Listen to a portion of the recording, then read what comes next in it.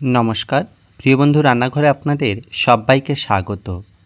নিরামিষ দিনে কি জলখাবার বানাবেন বুঝতে পারছেন না? হাতের কাছে থাকা সামান্য কিছু উপকরণ দিয়ে এইরকম মজাদার টেস্টি জলখাবারটা খুব সহজে বানিয়ে নিন।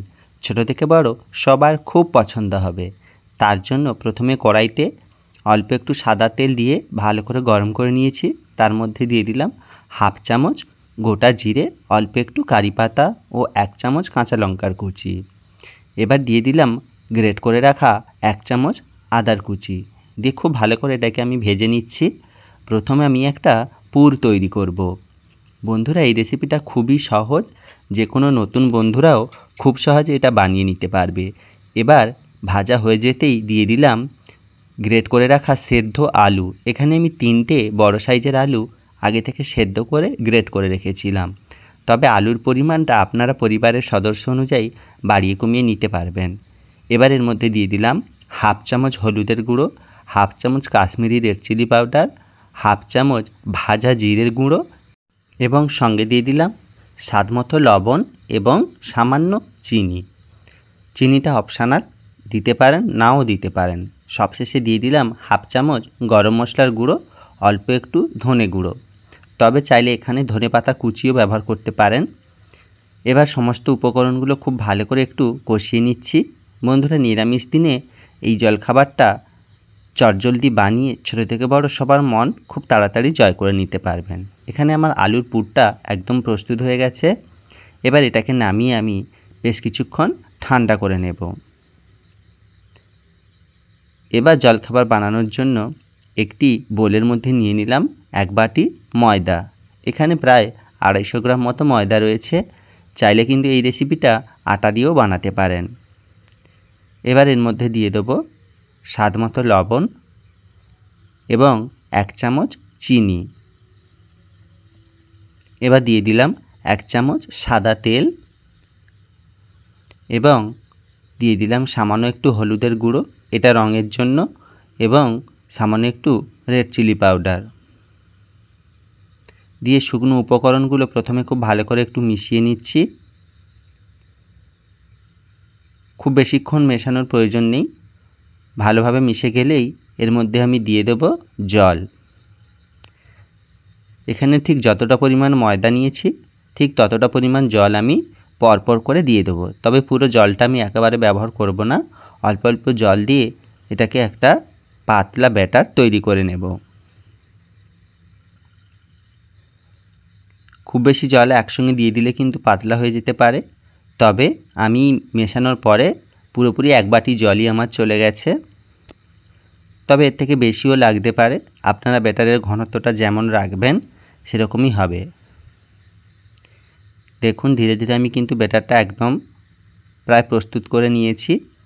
এটাকে খুব স্মুথ করে এটাকে প্রস্তুত করতে হবে, যাতে কোনোভাবে দোলা দোলা অংশ না থাকে।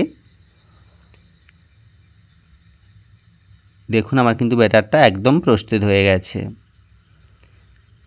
এবার এটাকে 2 মিনিট মতো এটাকে রেস্টে রেখে দিলাম। এবার অপর দিকে একটি তাওয়া খুব ভালো করে হাই হিটে গরম করে নিয়েছি। উপর থেকে সামান্য একটু তেল আমি লাগিয়ে দিলাম। এবার 1 হাতা করে ব্যাটার আমি এর মধ্যে দিয়ে দিলাম। দিয়ে খুব ভালো করে হাতার পেছন দিক দিয়ে এইভাবে রোল করে এক গোলা রুটি যেইভাবে বানায় সেইভাবে কিন্তু আমি বানিয়ে নেব। তাওয়াটা কিন্তু অবশ্যই খুব ভালো করে গরম করে নেবে, নাহলে কিন্তু এটা লেগে যেতে পারে। এইভাবে খুব চটজলদি বেশ কয়েকটা এইভাবে গোলা রুটি তৈরি করে নিতে হবে, আর এটা হয়ও খুব তাড়াতাড়ি।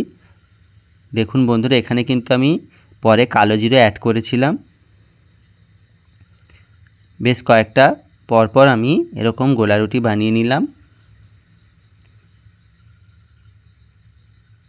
এবার বেলা রুটিগুলো কিন্তু একটু ঠান্ডা করে নিতে হবে। ঠান্ডা না করে নিলে কিন্তু খুব সহজে এটা ছিঁড়ে যেতে পারে। দেখুন, অনেকগুলোই আমি তৈরি করে নিয়েছি, আর রুটিগুলো একদমই ঠান্ডা হয়ে গেছে। আর কতটা পাতলা হয়েছে নিশ্চয়ই দেখে বুঝতে পারছেন। এই রুটিগুলো যত পাতলা হবে জলখাবারটা বানাতে তত সুবিধেই হবে। এবার এই রুটির উল্টো দিকে আমি আগে থেকে তৈরি করে রাখা পুরগুলো ভরে দেব। আমি এখানে 4 কোণা করে ভরে দিচ্ছি, যেহেতু আমি জলখাবারের শেপটা আমি 4 কোণা দেব। দিয়ে যেভাবে মোগলাই পরোটা ভাঁজ করে সেভাবে পরপর করে আমি ভাঁজ করে দিচ্ছি। আর যে ব্যাটারটা আমি তৈরি করে রেখেছিলাম তারই অল্প একটু আমি এখানে রেখেছিলাম। এবার এর মধ্যে আমি দিয়ে দেব। তবে এটা কিন্তু শুধু ময়দা দিয়ে তৈরি, চাইলেও সেই ব্যাটারটা রেখে এইভাবে দিয়ে দিলেই এটা আর খুব সহজে কিন্তু ভাজার সময় আর খুলে আসবে না। তাই এরকমভাবেই আমি করে নিলাম। পরপর সমস্ত নাস্তাগুলো আমি ধীরে ধীরে তৈরি করে নিচ্ছি। এটা আমি সম্পূর্ণ নিরামিষভাবে বানিয়েছি, চাইলে আপনারা বিভিন্ন ধরনের পুর এখানে ব্যবহার করতে পারেন। একই রকম পদ্ধতিতে সমস্তগুলো আমি তৈরি করে নেব। এখনও পর্যন্ত যে সমস্ত বন্ধুরা আমার ভিডিওটা দেখছে তাদেরকে অসংখ্য ধন্যবাদ। যদি ভিডিওটা ভালো লেগে থাকে অবশ্যই লাইক কমেন্ট শেয়ার করবেন আর তোমাদের এই নতুন বন্ধুর একটু পাশে থাকবেন। আমার জলখাবারগুলো একদম প্রস্তুত হয়ে গেছে। এবার একটি তাওয়া খুব ভালো করে গরম করে নিয়েছি। এর মধ্যে দিয়ে দেব 3 থেকে 4 চামচ সাদা তেল। এটাকে একদম পুরো ডিপ ফ্রাই করব না। তেলটা খুব ভালো করে গরম হয়ে গেছে। আমি তৈরি করে রাখা নাস্তাগুলো আমি তেলের মধ্যে দিয়ে দিলাম। এবার উল্টে পাল্টে খুব ভালো করে ভেজে নিলেই প্রস্তুত আজকের ভিন্ন ধরনের ভিন্ন স্বাদের জলখাবার।